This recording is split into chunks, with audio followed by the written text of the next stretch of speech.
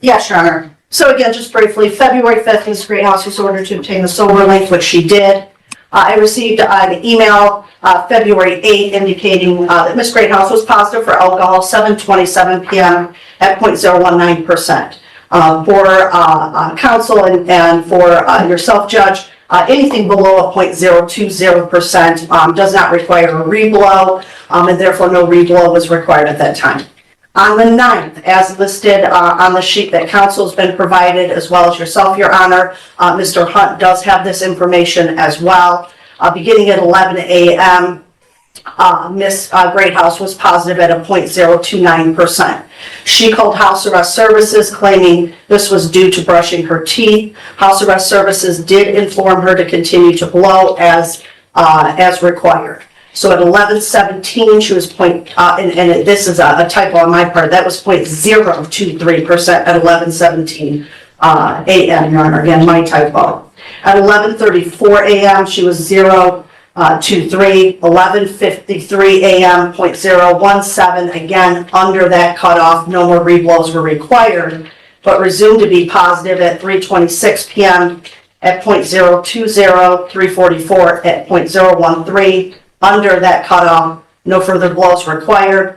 Continued to be positive that day, 7:22 p.m. at 0.023%, 7:40 at 0.022, 7:57 at 0.019, under the cutoff. Continued to be positive that day at 11:22 p.m. at 0.025%, and 11:39 p.m. at 0.018%, under that cutoff.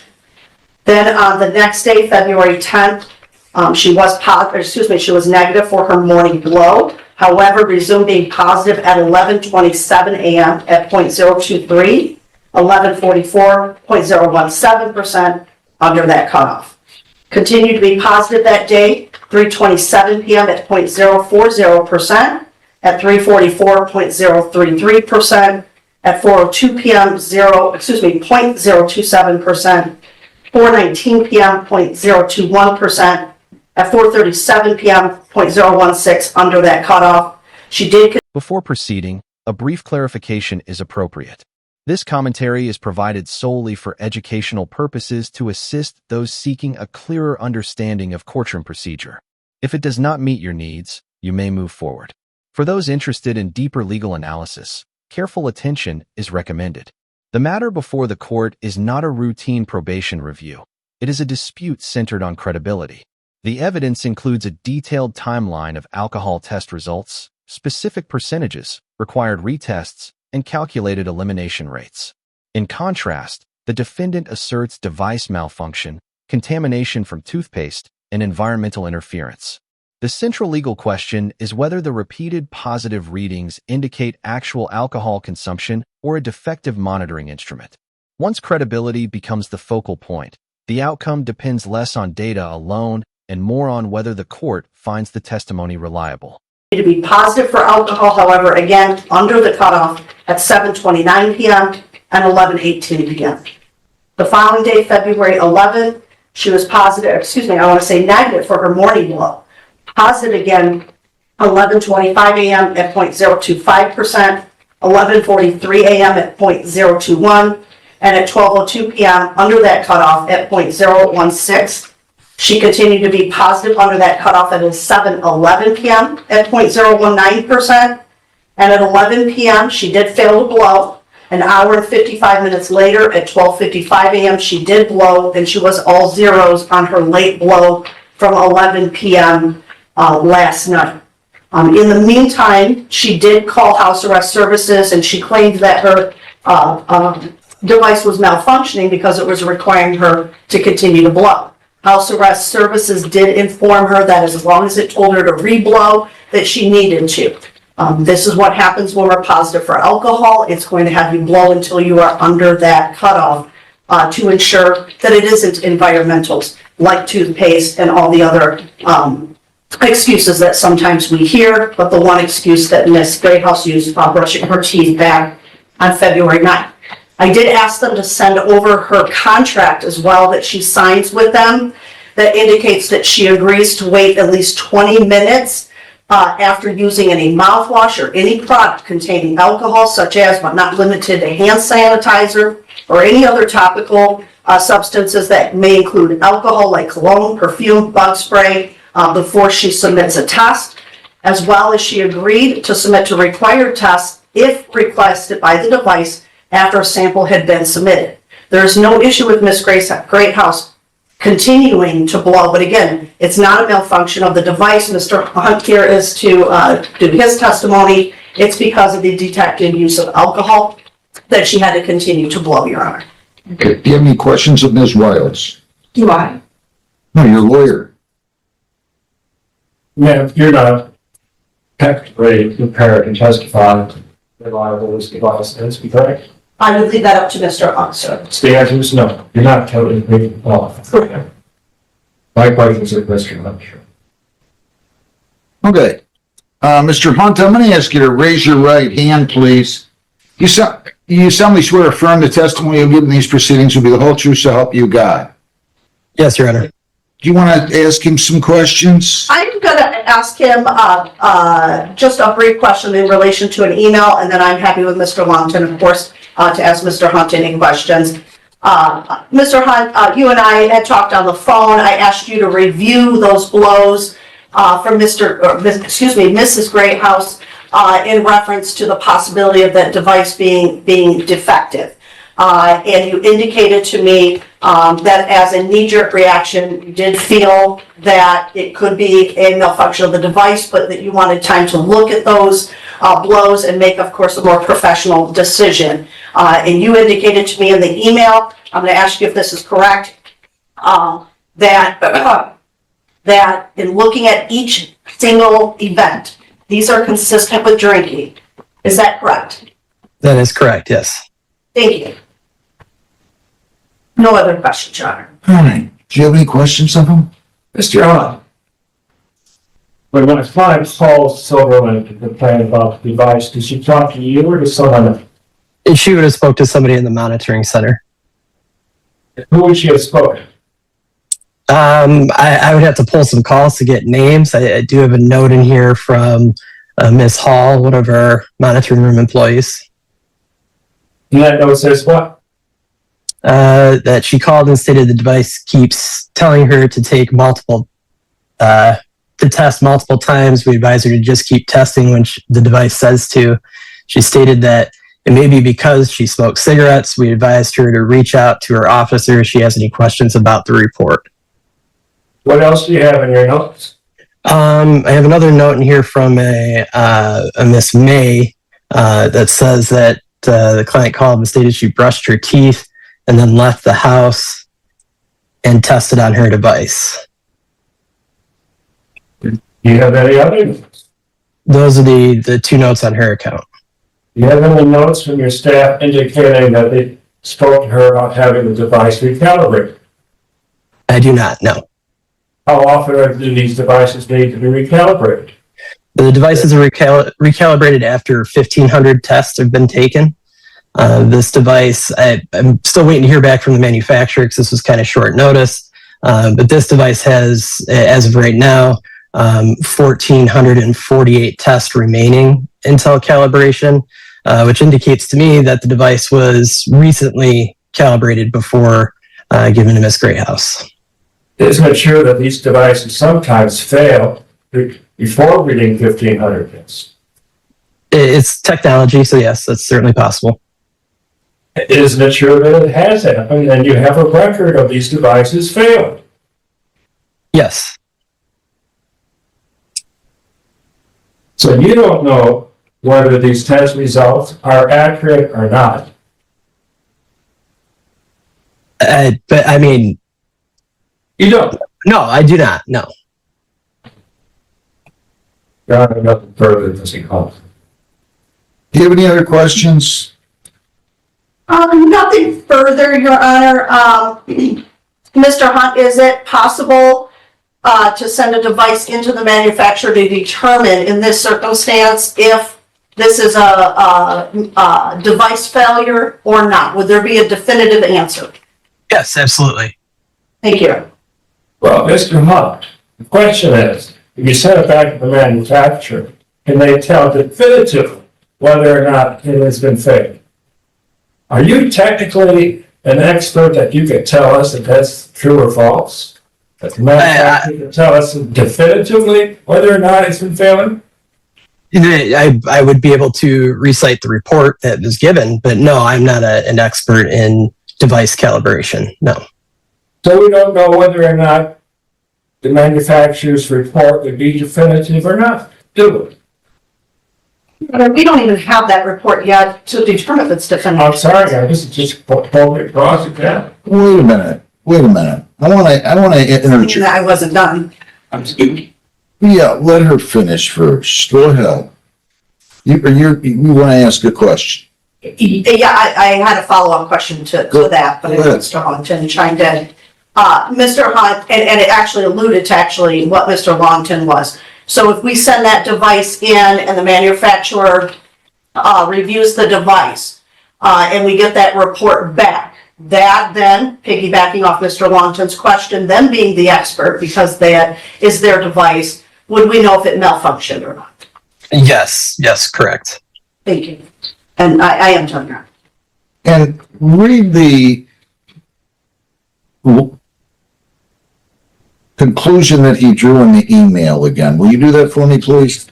I can actually read that in whole.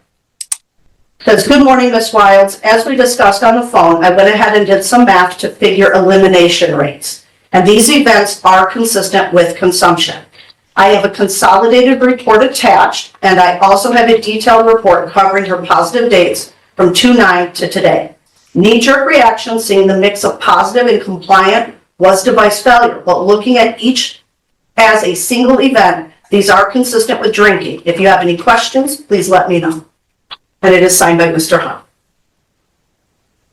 All right. Do you have other questions? I have none. I have my confidence, that's it. Okay. Raise your right hand, ma'am. You solemnly swear or affirm under penalties of perjury the testimony you give in these proceedings will be the whole true self you got. Okay, go ahead. So, what happened during the earliest possible? I'm sorry, I didn't hear the question.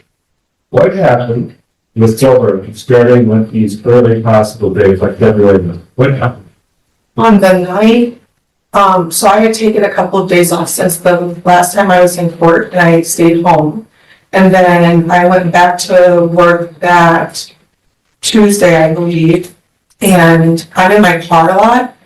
So when I left this morning, Wait a minute. Which morning are you talking about? the 9th, I believe that was Tuesday. Well, the first one said she was positive for alcohol at 7:27 p.m. on February 8th. Talk about February. 8th. What name of it was that? February 8th would have been a Sunday. Honestly, Sunday I was at home with my kids. We played some games, had the football game on. I got them to bed because I had school the next day. And then, so it must have been Monday then. February 8th is the same. Okay, so then starting that Monday, I had gone back to work, back into the office, driving around throughout So the the day. question is, what happened on February 8th at 7:27 p.m.? No idea. You know, I didn't ask, I don't remember that it asked me to retest. Honestly, that was on Sunday. I don't remember. Go ahead. On the 9th, you went to work. What time did you go to work? I left my house at about 10:45. Okay. Where do you work at? The office is in Allen Park, but I drive clients around or meet them at different houses. I do real estate. Okay, so So on Monday, I had a client that, well, I went to the office first. We had an 11 o'clock Zoom. I did the Zoom and then I left. I met up with the client, so I did a bit of driving around. When I had gotten the first one, I brushed my teeth, left the house. I do smoke cigarettes, so when I called, I didn't claim that it was because of brushing my teeth. From my recollection, that was the first time it had asked me to retest. So when it happened, I called right away and asked about it. Who? I called house arrest. And I said, this is asking me to retest. And so I had asked questions the day when I signed the paperwork, when I got the device, and like Ms. Wilds had explained, like they did kind of go over everything. That was the day that I was in court. Did I necessarily remember the 15 minutes before and all of that stuff? No, yes, I did sign it. There was a lot going on. It was high stress, high anxiety. She went over it. Let's keep. Okay, so this day, all day I was driving around clients and I picked my kids up at this 3:26 time. I was with my kids. We went home, we had dinner. That was on Monday. They didn't have any sports that evening. When was the last time you consumed heavy alcohol? Is it before February 8th, 26? It was. Yes, it was in December. Last time you consumed alcohol? Yes, sir. Did you consume alcohol on February 9th any time? No, sir. So, I read your request. When you blew at 326 and 344, did you see these readings on your device? No, sir. You don't see these readings? No, sir. They don't. And okay, so you just said it. No, sir. And when you're asked to revoke, Yes, sir. when were you asked to revoke? Tells you to wait 15 minutes. Right, so on February 9th, how many times were you asked to revoke? The 9th? Felt like every time I did it, that's why I called. And then I wasn't asked to reblow on the 10th in the morning. and I Let's think stick with the 9th. Okay, so every time, and I had called that day, and I called house arrest, and I said, it keeps asking me to reblow. What could the reason be? She said I could bring it in and have it recalibrated, and then I had. Did you, well, okay, go ahead, I'm sorry. So then, the next test, I believe, did not ask me to reblow. And then the one in the evening, I think did ask me to reblow, and then the next day, it didn't in the morning, and then it did a couple of times throughout the day. I think that one was the day that it asked me multiple times, or maybe not. Let me ask you a question. Yes, sir. I ordered you to go and get the sober link the day you were in court. That's February 5th, right? Yes, sir. Did you go on the 5th? Yes, sir. Did you have any problems when you blew into the machine on the 5th after you acquired it? The first machine they gave me was not working, so she gave me a second one, and then Before you left? no. Wait a minute, slow down. Let's slow down. You went over to house arrest on the 5th Yes, sir. in Livonia. Warren, it's Warren. Warren, I'm sorry. Warren, Yes, sir. you said she replaced the machine? The first one she gave me was not working. And did she replace the machine before you left house arrest? Yes, sir. Okay, so you went back from house arrest on the 5th, right? With a workable machine, at least in your mind. Yes, sir. Did you have any problem when you blew in that machine on the 5th? No. Did you have any problem when you blew in that machine on the 6th? On this, I don't remember if it was. Well, let's wait, let's not guess. The 8th was Sunday. Yes, sir. The 5th would have been Thursday. Yes, sir. You got the machine on the 3rd, on Thursday, the 5th. Yes, sir. You didn't have any positive blows with it on the 6th, right? You didn't have any positive blows with it on the 7th. Wait, let me finish.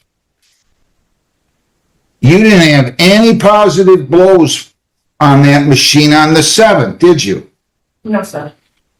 And when you woke up in the morning, when is the first time you tested on the 8th?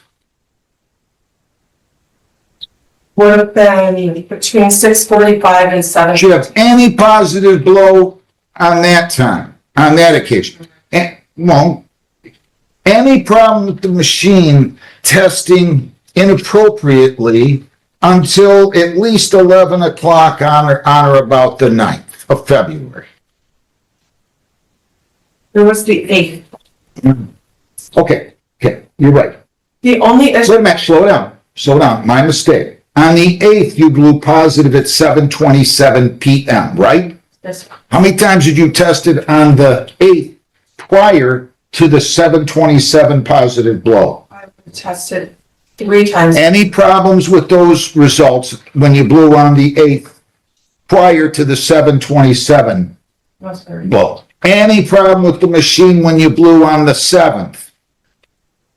Not with a retest. The only issue I had with the machine that Saturday was that it wasn't turning on. And when it finally did power on, it had battery. So it wasn't that the battery was dead. That was kind of when it started. I didn't think much of it. Any positive blow on the 7th? I'm asking you. Oh, no. Any positive blow on the 6th? Okay. Okay. Anybody have any other questions on it? Go ahead. Your testimony been completely candid? You gotta keep your voice up from you, though. Up?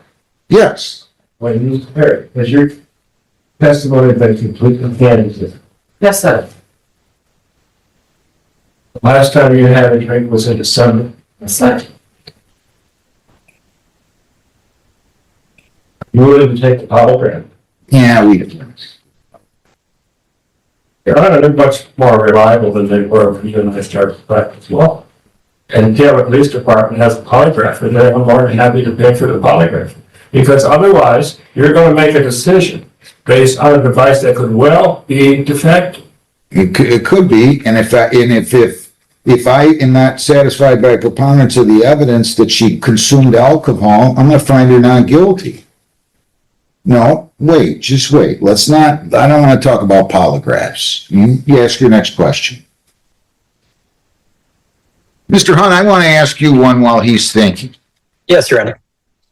I wanna make sure I understand. You said maybe every 1,500 blows it has to be recalibrated. Right? After 1,500 blows, yes, it's due for You recalibration. said this particular machine, based on your inspection, still had roughly, I think you said, I want to double check, 1,444 blows left. 1448. 1,448 blows until the machine needed to be recalibrated. Correct, yes. Go ahead. Mr. Hunt, Yes. last year, 2025, were there machinery that turned out to be defective before there were 1,500 blows? I'm sorry, can you say that again? Last year, January through December of 2025, were there devices that turned out to be defective and needed calibration before 1,500 blows? Yeah, it's technology. Things can fail. That's absolutely true. And you had devices that did fit, correct? Yes. DNA open today? But on-site is, yeah. Good. Yeah. What else? Your Honor, I have the greatest confidence in my client that she's telling me the absolute truth. I think it would be, her evidence was carried justice to very both based on what you've heard today from both her and Mr. Hunt.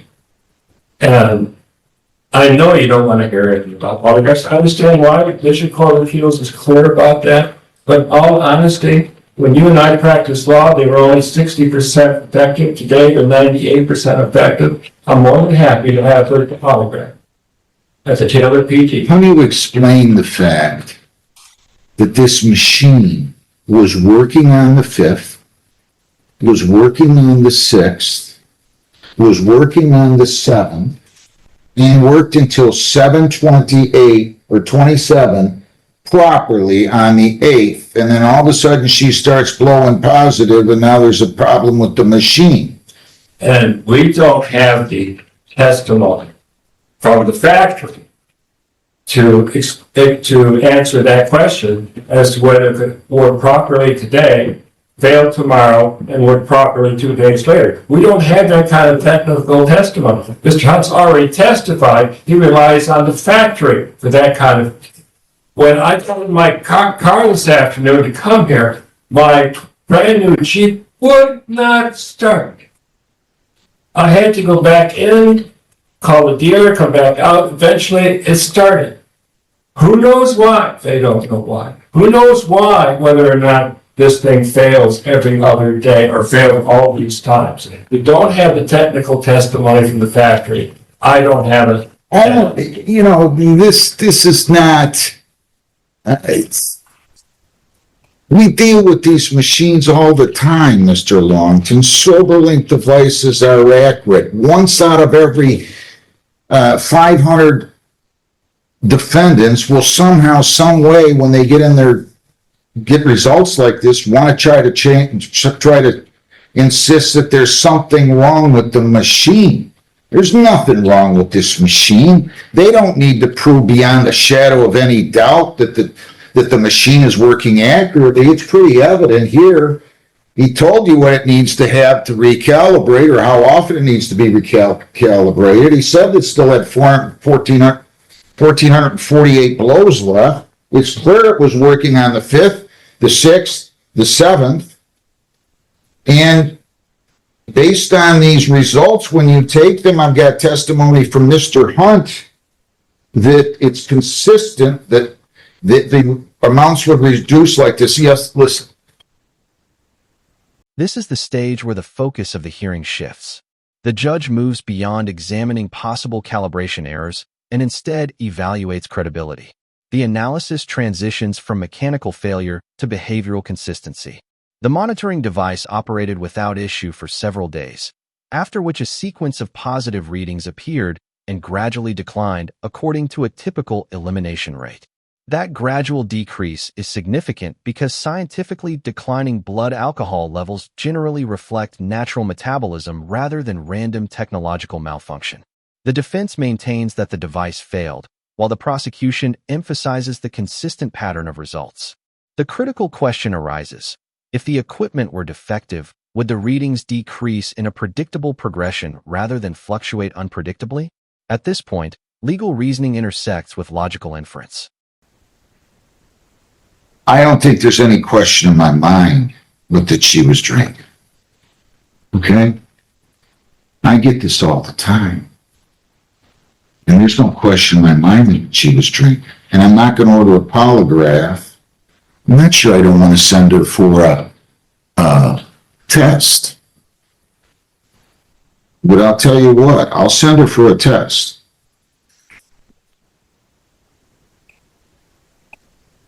If she flunks, put her in jail. Because I'm confident she's not drinking.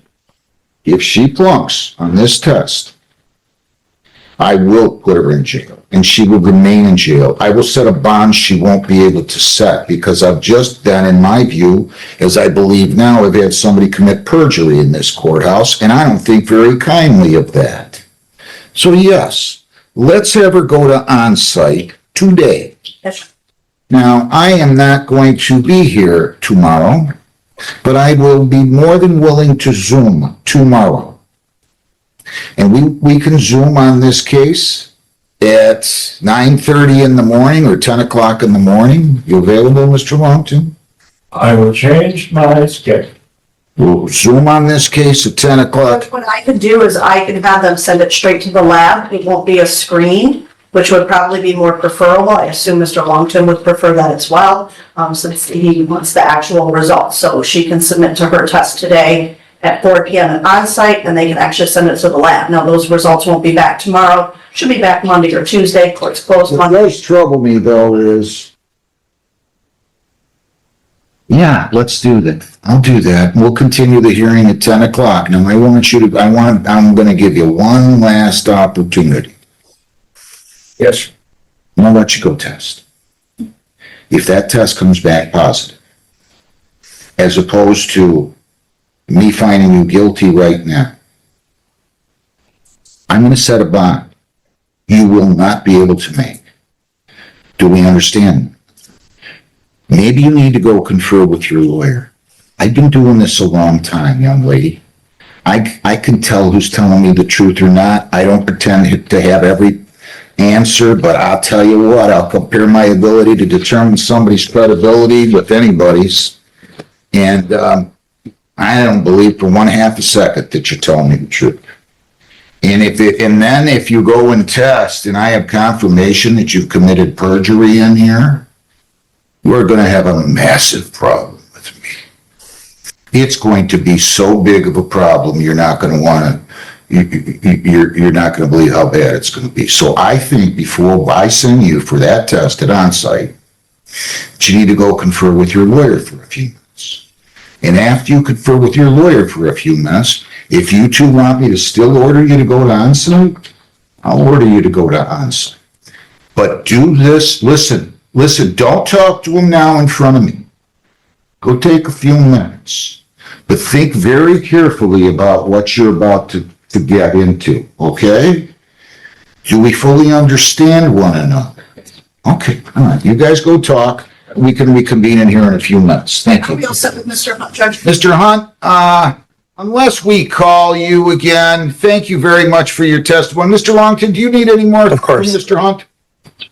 Your Honor, I only have one question. Well, I'll tell you what, you go talk to your client and he'll come back in here. Will you zoom back in at 1 o'clock and we'll reconvene at 1? I sure can. Absolutely. Perfect, thank you. Thank you, Thank you, Judge. Your Honor. Next, be seated. Court is back in session.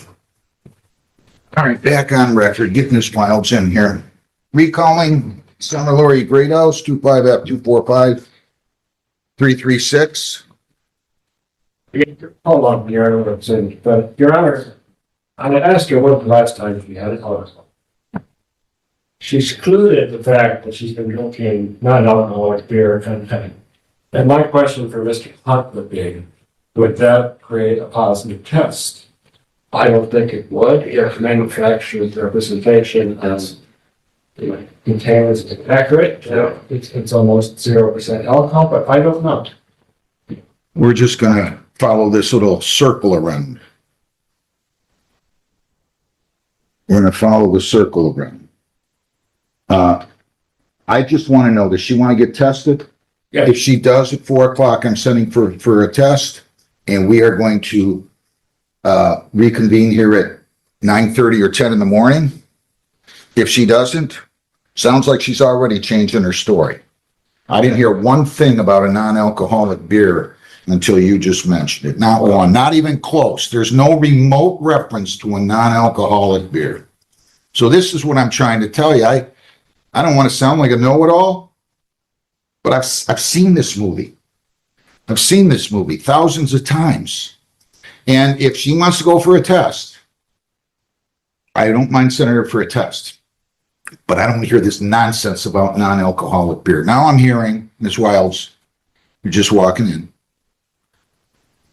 about she's drank some non-alcoholic beer. And would it be positive?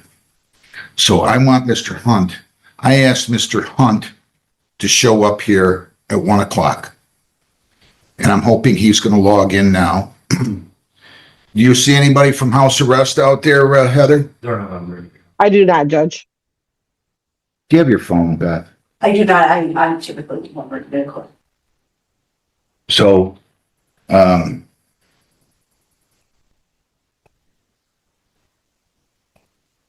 just see this perpetual denial. You know, There is an alternative. That is that she's correct. And there is an alternative, like there's an alternative that I could pogo stick to the moon too right now. I mean, there's a possibility that some Martian could come grab me. I mean, look, it's fine. We'll send you for the test. I'm only telling you, I have one set of bond in mind if I don't think that you perjured yourself. And I have another set of bond in mind if I do think you perjured yourself. Okay?